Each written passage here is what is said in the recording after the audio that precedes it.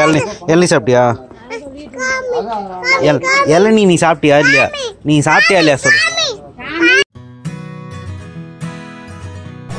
சமீபத்தில் நாங்கள் தமிழ் புத்தாண்டுக்காக எங்கள் சொந்த ஊரான திருச்சிக்கு போயிருந்தோம். ஒரு மாறுதலுக்காக ஒரு vlog எடுத்து ட்ரை பண்ணலாமே அப்படின்னு சொல்லிட்டு பண்ணியிருக்கிறோம். நம்ம சேனலில் இதுதான் வந்து முதல் vlog. காலையில் பார்த்திங்கன்னா எங்களுக்கு ஒரு 7:30-8 மணி வாக்கு இருக்கும். அந்த சமயத்தில் இளநீக்காரர் ரெகுலராக வரவர் தான். இந்த இளநீ எங்களுக்கு எங்கேருந்து வருதுன்னா, நம்ம காவிரி ஆற்று படுகை இருக்குது இல்லையா, அதுலேருந்து வர இளநீ தான். ஒரு இளநீ வந்து 25 ரூபா அந்த ரேஞ்சில் தான் கொடுப்பாங்க. தண்ணி உங்களுக்கு ரொம்ப தித்திப்பாக இருக்கும். இங்கே கிடைக்கிற மாதிரி உப்பு தண்ணியாக இருக்காது, ரொம்ப தித்திப்பாக இருக்கும். ஸோ இன்றைக்கி நான் டே ஃபுல்லாக கவர் பண்ணுறது எல்லாமே ஒரு vlog தான். கூடவே ரெசிபீஸும் உங்களுக்கு இதில் சேர்த்துருக்கேன். சப்போஸ் vlog பார்க்க பிடிக்காதவங்க வந்து அந்த ரெசிபிக்கான மினிட்ஸ் அண்ட் செகண்ட்ஸ் இருக்கு இல்லையா, அதை மட்டும் நான் டிஸ்கிரிப்ஷன் பாக்ஸில் கொடுக்குறேன் கீழே. அதில் பார்த்து நீங்கள் தெரிஞ்சுக்கோங்க. நம்ம கிராமத்தில் மார்னிங்லேருந்து ஒரு டெய்லி ரொட்டீன் மாதிரி நம்ம பண்ணிட்டு இருக்கிறதா இப்போ நம்ம பார்க்குறோம். எங்கள் வீட்டு பசுமாடு இது, அந்த அம்மாவோட கண்குட்டி இது. இவங்க எல்லாருக்குமே பேரெல்லாம் இருக்குது. எங்கள் மாட்டு பேர் வந்து செம்பாயி. அவங்க இன்னைக்கு இப்போ பால் கறக்க போகிறோம். ஸோ சரி, அதையும் எடுத்து இன்னைக்கு vlogல சேர்த்துடலாமே அப்படிங்கிறதுக்காக.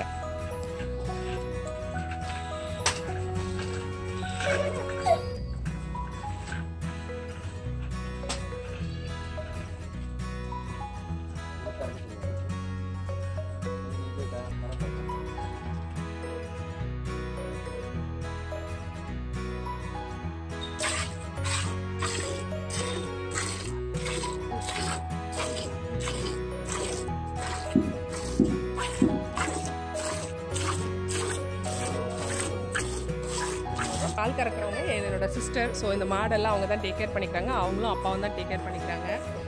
நானும் கறப்பேன். பட் பழக்கம் இப்போ ரொம்ப நாள் டச் விட்டு போயிட்டனால கொஞ்சம் கஷ்டம் தான், உதச்சிரும்.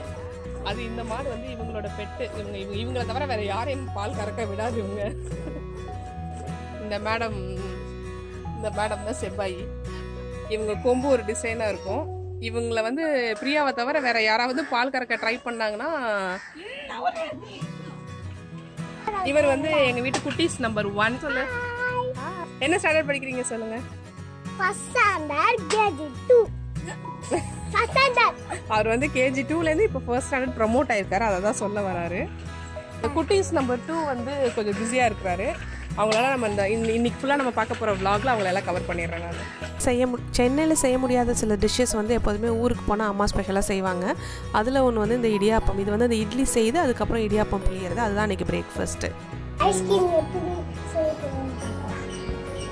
ஐஸ்கிரீம் செய்ய தேவையான பொருட்கள் பார்த்துடலாம்.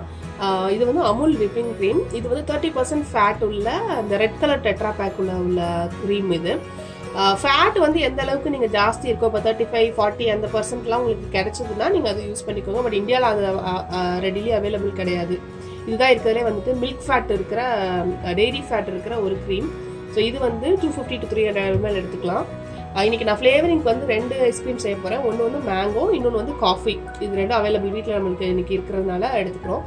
அதே போல் கண்டென்ஸ்டு மில்க் வந்து 400 grams எடுத்துக்கலாம்.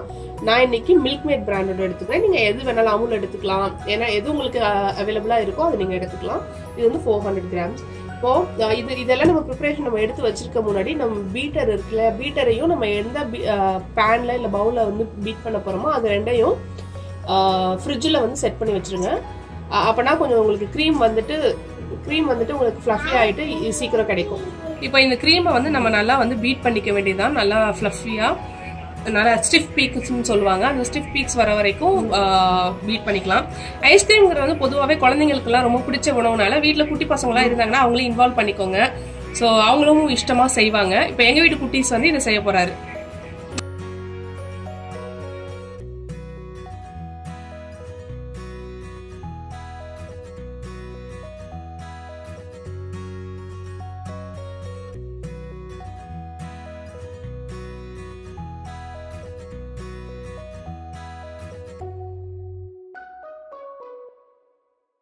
ஸோ இதுதான் இதுக்கான கரெக்டான பதம். இந்த அளவுக்கு ஸ்டிஃபாக பீக் பண்ணிக்கோங்க. ரொம்பவும் பீட் பண்ணிடாதீங்க, ஏன்னா இதுக்கு கொஞ்சம் ஜாஸ்தி பீட் பண்ணிங்கன்னா உங்களுக்கு ரன்னி ஆகிடும் க்ரீமு. ஸோ இந்த பதத்தில் பர்ஃபெக்டாக பண்ணிக்கோங்க. அதில் எடுத்து வச்சுருக்க கண்டென்ஸ் மில்க் வந்துட்டு ஆட் பண்ணுறேன். கண்டென்ஸ் மில்க் எதுக்குன்னு கேட்டால் இனிப்புக்காக தான். நம்ம இந்த சுகர் அடிஷ்னலாக சேர்க்காதனால இதில் இருக்க இனிப்பே வந்து போதுமான அளவாக இருக்கும். நான் இது ஃபுல்லாகவே போட்டுறேன். இப்போ நான் கண்டென்ஸ் மில்கையும் போட்டுட்டேன். இப்போ எல்லாத்தையும் ஒன்று போல் நம்ம மிக்ஸ் பண்ணி வச்சிடலாம்.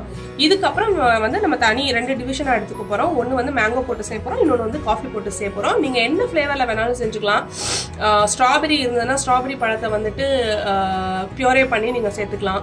இல்லை வெனிலா எசன்ஸ் இருந்ததுன்னா வெனிலா எசன்ஸ் சேர்த்துக்கலாம். கோகோ பவுடர் இருந்ததுன்னா சாக்லேட் சேர்த்துக்கலாம்.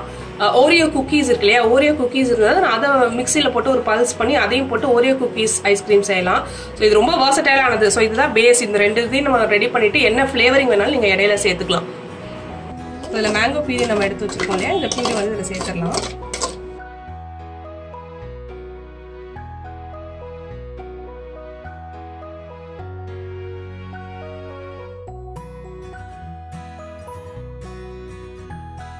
இப்போ நம்ம அடுத்து செய்ய போகிறது வந்துட்டு காஃபி ஐஸ்கிரீம். இதில் வந்து நான் ஒரு 1/2 டீஸ்பூன் இன்ஸ்டன்ட் காஃபி பவுடர் போட்டுட்டேன். போட்டு இதை அப்படியே நம்ம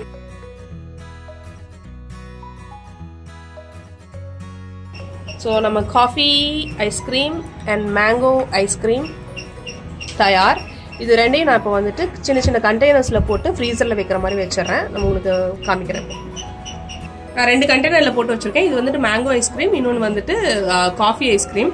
இது ரெண்டுமே ஸ்டீல் டிஃபன் பாக்ஸஸ் தான். ஐஸ்கிரீம் வந்து நீங்க ஃப்ரீசர்ல செட் பண்ணி வைக்கும் போது எப்போதுமே வந்துட்டு அலுமினியம் அப்படி இல்லைன்னா ஸ்டீல் பாத்திரத்துல வைங்க. அப்பதான் உங்களுக்கு ஐஸ்கிரீம் வந்து குவிக்கா செட் ஆகும். பிளாஸ்டிக் வந்து முடிஞ்ச வரைக்கும் ஐஸ்கிரீம் செட் பண்றதுக்கு வைக்க வேண்டாம்.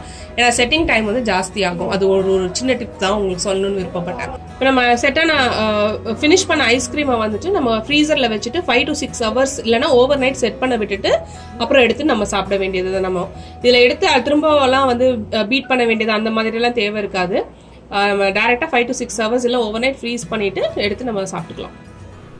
செட்டான ஐஸ்கிரீம் வந்து உங்களுக்கு காமிக்க முடியல. ஏன்னா அன்றைக்கி குழந்தைங்களாம் வீட்டில் இருந்ததுனால ஃபுல்லாக கம்ப்ளீட்டாக டப்பா காலி ஆயிடுச்சு.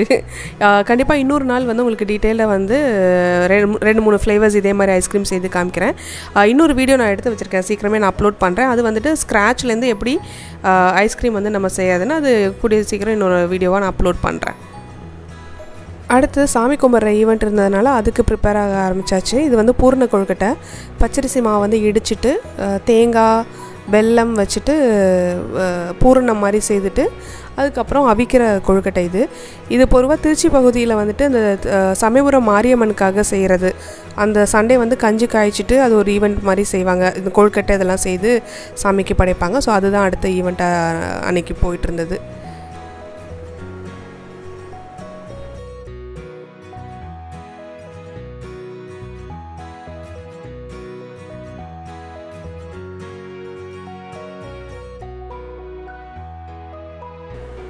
இது சித்திரை மாதம் பிறந்த உடனே வர்றதுனால இதில் வந்து இருக்கிற எல்லா பொருளுமே வந்து கோடை காலத்துக்கு உகந்த ஒரு பொருளாக தான் இருக்கும். இது வந்து பானகம். நம்ம சேனலில் ஆல்ரெடி ரெசிபி போட்டிருக்கேன், ஸ்க்ரீனில் லிங்க் தெரியும், அதை செக் பண்ணி பார்த்துக்கோங்க. நீர்மோர் வெள்ளரிக்காய் இது வந்து கஞ்சி. பச்சரிசியை வந்துட்டு இடிச்சிட்டு அதுக்கப்புறம் வெல்லம் சேர்த்து செய்வாங்க. இனிப்பு கஞ்சி. இது வந்து வீட்டில் வந்து விறகடுப்பில் செஞ்சது தான் இந்த கஞ்சி.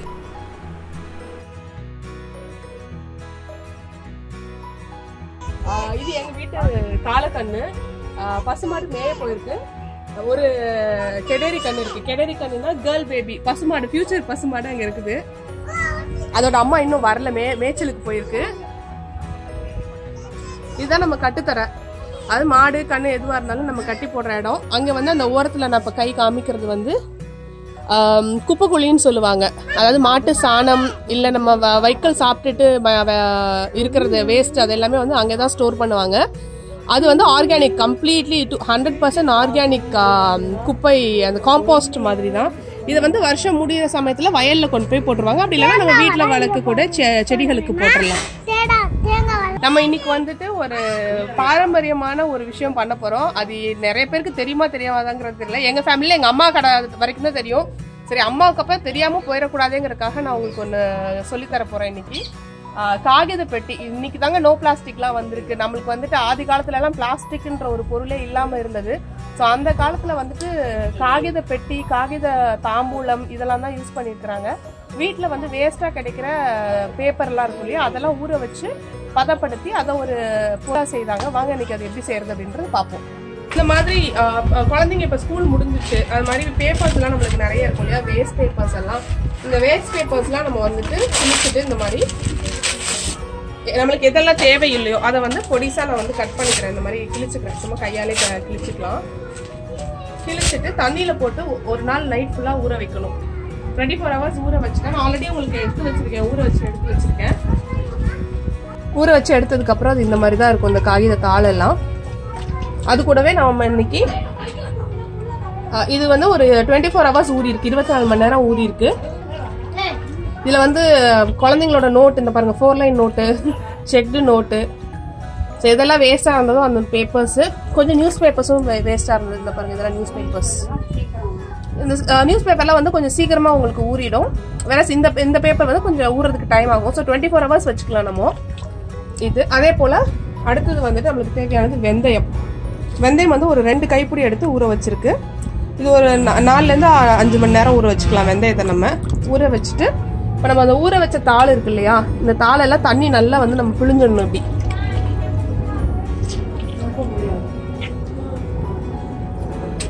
பிழிஞ்சிட்டு தனியா நம்ம எடுத்துக்கலாம்.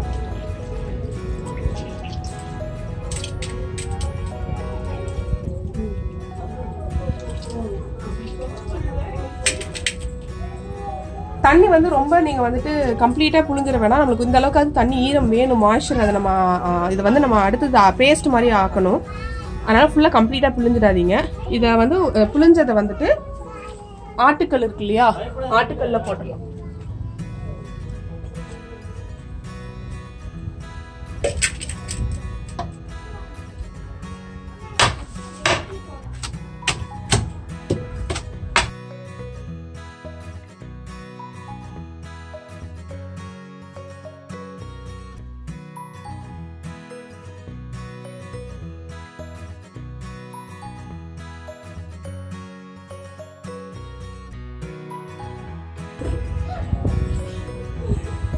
ஸோ இந்த வீடியோ வந்து இதுக்காக தான் நான் வெயிட் பண்ணிட்டு இருந்தேன். ஊரில் தான் வந்து எடுக்கணும் அப்படிங்கிறதுக்காக. ஏன்னா ஊரில் மெட்ராஸில் வந்து எனக்கு இந்த ஆட்டுக்கல்லோ உலக்கையோ அம்மியோ இந்த ஃபெசிலிட்டி இல்லாததுனால நான் இன்னைக்கு இந்த வீடியோ இங்கே எடுத்துடணும் அப்படின்ற ஒரு முடிவில் தான் இன்னைக்கு எடுத்தேன்.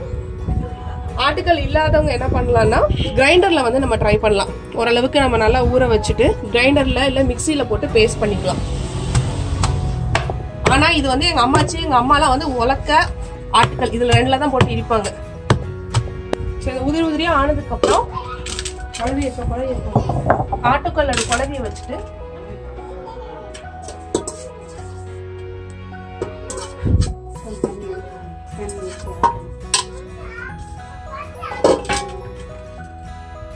இதுல கொஞ்சம் தண்ணி தெளிச்சுட்டு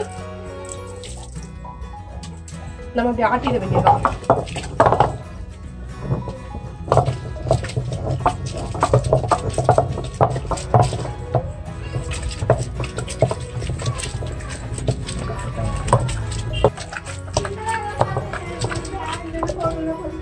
ஆமா,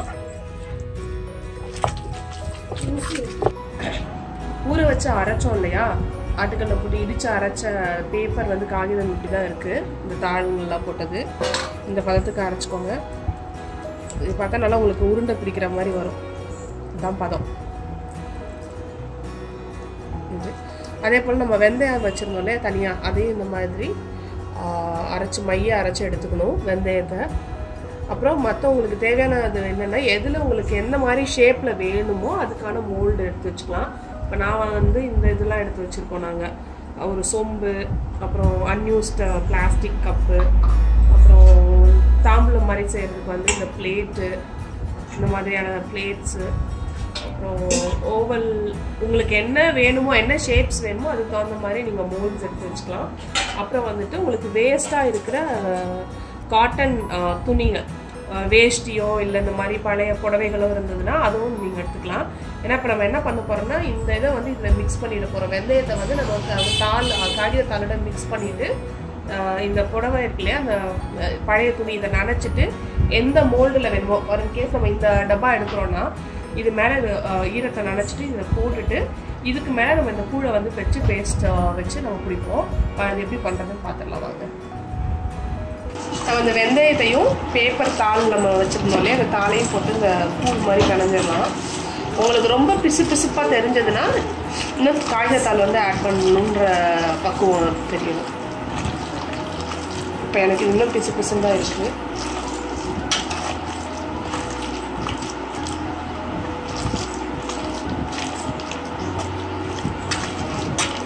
இன்னும் வந்து இன்னொரு முறையில் பண்ணுவாங்க. அது என்னென்னா புளியங்கொட்டை இருக்கு இல்லையா, புளியங்கொட்டையை வந்து ஊற வச்சு இதே மாதிரி வெந்தயத்துக்கு மேலே சேர்ப்பாங்க. பட் புளியங்கொட்டையில் ஒரு பிரச்சனை என்னென்னா கொஞ்சம் நாளடைவில் அதில் அந்த வண்டு வைக்கும்னு சொல்லுவாங்க புளியங்கொட்டையில். அதனால் அந்த வெந்தயங்கிறது இன்னொரு பெஸ்ட் ஆப்ஷன் புளியங்கொட்டைக்கு. ஏன்னா இந்த கசப்பு தன்மைக்கு வந்து அவ்வளோவா வண்டோ பூச்சியோ வராது வெந்தயத்துக்கு. புளியங்கொட்டைக்குன்னா கண்டிப்பாக வரும் கொஞ்சம் நாளடைவில். நம்ம இந்த பேஸ்ட்டையே வந்து நம்ம வீட்டில் உரம்லாம் இருக்கு இல்லையா, உரம் இல்லை அந்த காலத்தில் மொழுகிற மொச்சி முரம்லாம் இருக்கு இல்லையா, அதெல்லாம் நம்ம வந்துட்டு இதில் சீர்படுத்திக்கலாம். ரொம்ப அந்த இதெல்லாம் போயிட்டு உங்களுக்கு அந்த நரம்பெல்லாம் தெரிஞ்சதுன்னா ஓலை முறம் அந்த இதுலலாம் வந்து இதை நம்ம தேய்ச்சிட்டு சரி பண்ணிக்கலாம்.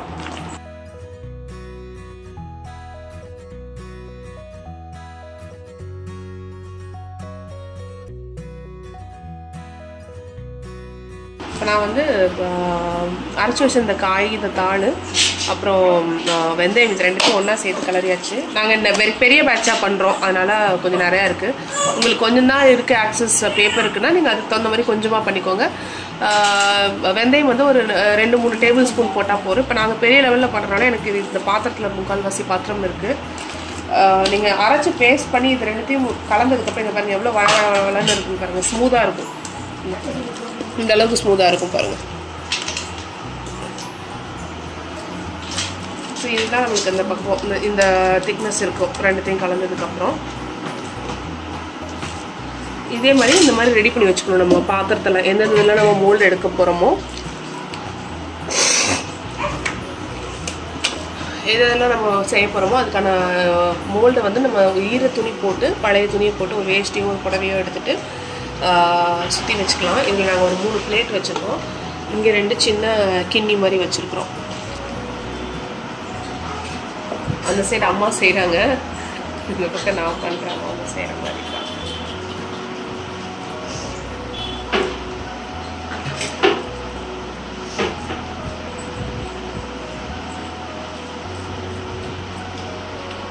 பக்கத்தில் ஒரு பாத்திரத்தில் தண்ணி வச்சுட்டிங்கன்னா இப்படி நீங்கள் தொட்டுக்கலாம்.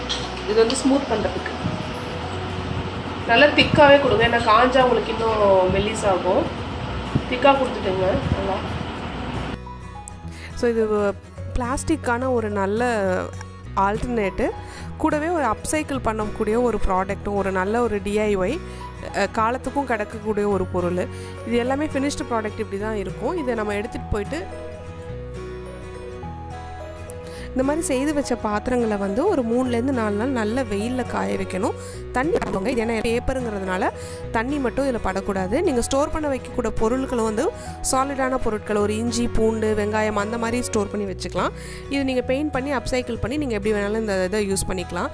இது நான் ஆல்ரெடி காய வச்ச இது வந்துட்டு இது வந்து 3 நாள் ஆனது காய வச்சது. இது ஆக்சுவலாக இன்னும் பழைய காலத்தில் என்ன பண்ணுவாங்கன்னா உள்பக்கம் வந்து உடஞ்ச கல் சட்டிலாம் இருக்கு இல்லையா, அதை வந்துட்டு பொடி பண்ணி நல்ல ஃபைனாக பொடி பண்ணி உள்ளே வந்துட்டு அந்த பாத்திரத்துக்கு உள்ளே வந்து தேய்ச்சி கொடுப்பாங்க. இது வந்து உங்களுக்கு நல்ல ஒரு ஸ்மூத்தான ஃபினிஷ் கிடைக்கும். ஸோ இதில் தான் அவங்க வந்து அரிசி, பருப்பு அதெல்லாம் கூட ஸ்டோர் பண்ணி வச்சுருந்துருக்குறாங்க. அண்ட் இது ஒரு ப்ரீதபிள் கண்டெய்னருங்கிறதுனால நீங்கள் தாராளமாக இதை தண்ணி படாமல் எப்போ வேணாலும் யூஸ் பண்ணிக்கலாம். இன்றைக்கி கூட போய் ட்ராவல் பண்ணதுக்கு வந்து ரொம்ப தேங்க்ஸ். ஒரு கிராமத்தில் அன்றாட வாழ்க்கை வந்து எப்படி இருக்குது அப்படிங்கிறத உங்கள்கிட்ட பகிர்ந்துக்கிட்டதுக்கு எனக்கு ரொம்ப மகிழ்ச்சி. இந்த vlog கொஞ்சம் லெங்க்த்தாக போனதுனால நாங்கள் பார்ட் 2 மாதிரி எடுத்துகிட்ருக்கோம். அதனோட லிங்க் வந்து உங்களுக்கு நான் இங்கே கொடுக்குறேன், செக் பண்ணிக்கோங்க. மீன்மேல் உங்களுக்கு எதனா சஜஷன்ஸ் இருந்ததுன்னா கண்டிப்பாக எனக்கு கீழே கமெண்ட் பாக்ஸில் வந்து தெரியப்படுத்துங்க. சேனல் பிடிச்சிருந்ததுன்னா, இந்த கண்டென்ட் பிடிச்சிருந்ததுன்னா லைக் பண்ணுங்கள், ஷேர் பண்ணுங்கள், சப்ஸ்கிரைப் பண்ணிக்கோங்க. கூடவே உங்களோட பக்கத்தில் இருக்கிற பெல் ஐக்கனை வந்து ப்ரெஸ் பண்ணிட்டீங்கன்னா அப்புறம் எல்லா வீடியோக்கான நோட்டிஃபிகேஷன் உங்களுக்கு உடனுக்குடன் வந்துடும். நன்றி, வணக்கம்.